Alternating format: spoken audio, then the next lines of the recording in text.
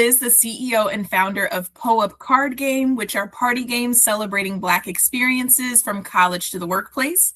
I've been an Amazon seller for a couple of years now, and here are my tips for participating in the Amazon Vine program. How does the Vine program work? So you as a seller will have the opportunity to dedicate a number of your products, whether that's 5, 10, or up to 30, to donate to reviewers who will spend their time interacting with your product and providing you with a certified review. Why is this important? Because if you're new to Amazon, it may be difficult getting those first few customers organically if you don't have any reviews on your page. And we all know that reviews are a super important element of Amazon, and reviews also influence whether a customer is going to be interested in purchasing your product.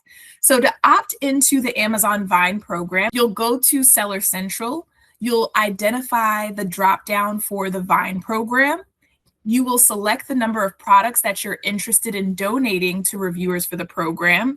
And then reviewers will have the opportunity to select whether they're interested in your product or not.